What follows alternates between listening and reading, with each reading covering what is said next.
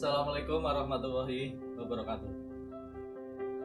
Pada kesempatan kali ini saya akan membahas ciri-ciri seorang anak yang berpotensi menjadi seorang anak indigo.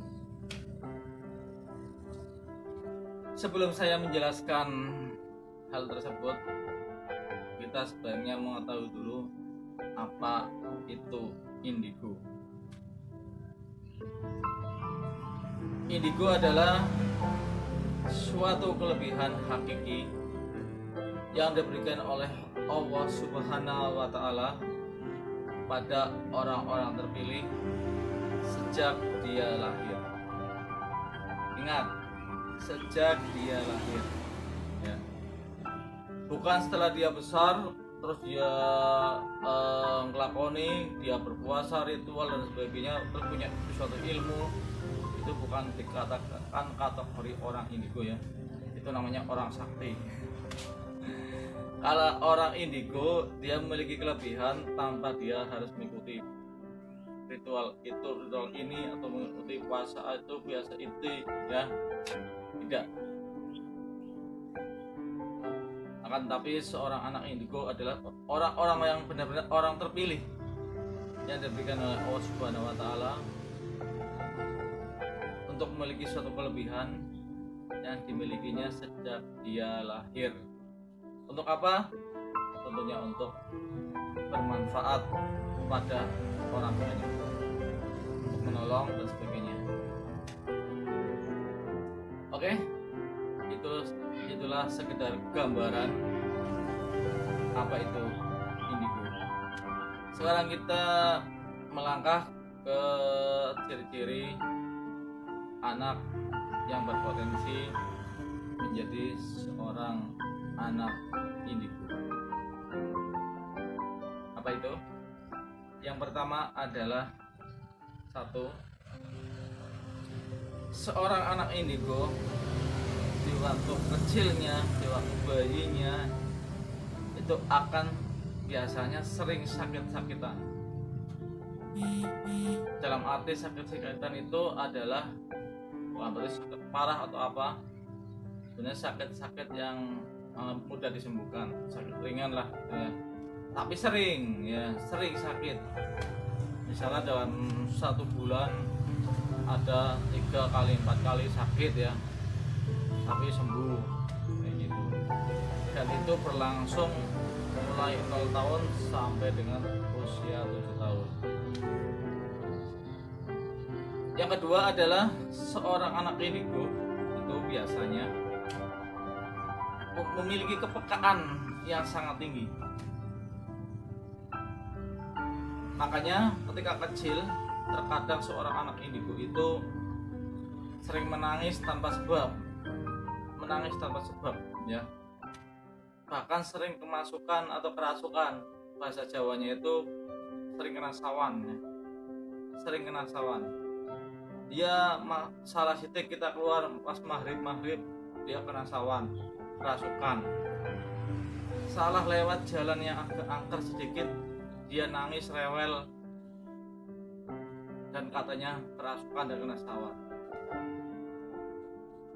Itu ciri yang kedua. Ciri yang ketiga adalah seorang anak indigo biasanya itu anaknya agresif, nakal, dan susah diatur. Dan itu berlangsung sampai usia umur 7 tahun. Biasanya seperti itu.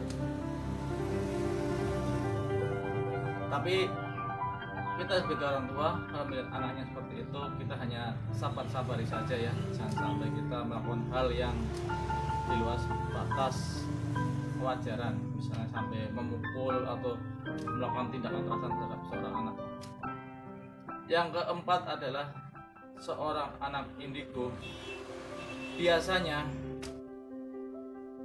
pada waktu kecilnya seperti ada yang melindungi. Sebagai contoh, misalnya dia nakal sampai keterlaluan, ya, orang tua lupa misalnya mau ngeplak atau nyeweng telinga atau mau jelentik kayak gini, ya. Itu ketika kita melakukan seperti itu, belum sampai tangan kita itu menyentuh kulit, ya, belum sempat kita menyentuh kulit anak kita, anak indigo tersebut, seperti ada medan listrik yang akan membuat kita itu terpental, memukul gitu, seperti itu. Tapi tidak semuanya seperti itu. Terus yang kelima, biasanya seorang anak indigo sering menatap suatu tempat dengan pandangan yang kosong, ibaratnya yang ngeheng sebentar gitu ya. Biasanya kalau orang kita ngeheng sebentar, melihat suatu tatapan kosong atau suatu arah tertentu, tapi sebenarnya kalau orang apa melihat tempat itu sebenarnya tidak ada apa-apa, kayak gitu.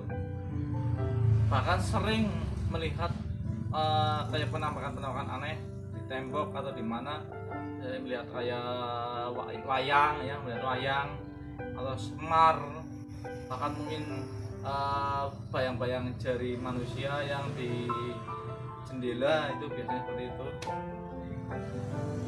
Bahkan tergantung anaknya dia mau menjelaskan atau tidak, karena ada yang menyampaikan kepada orang tua seperti itu, ada yang tidak.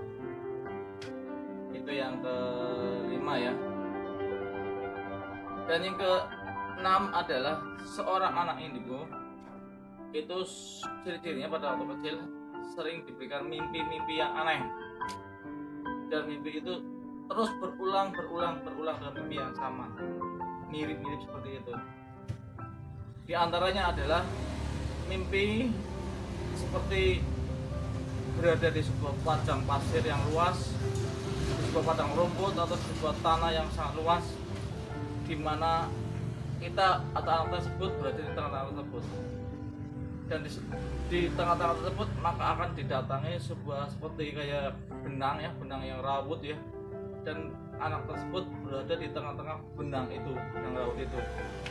Itu bisa benang, bisa daun yang kena angin, kayak angin putih yang mengelilinginya, bisa juga apa yang sejenisnya, jelas dia berada di tengah-tengahnya itu ya. Itu yang keenam. Yang ketujuh,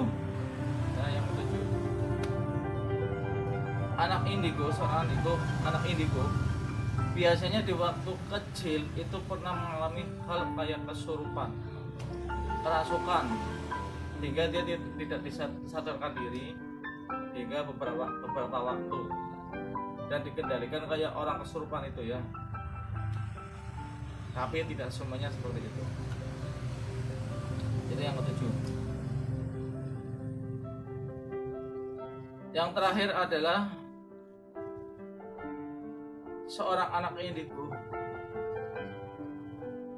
biasanya rata-rata pintar gitu, sekolahnya pintar biasanya, ini cerdas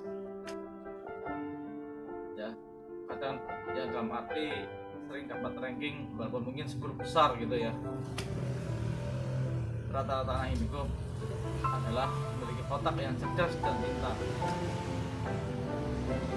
Ya, itulah beberapa ciri-ciri seorang anak yang berpotensi menjadi seorang anak indigo.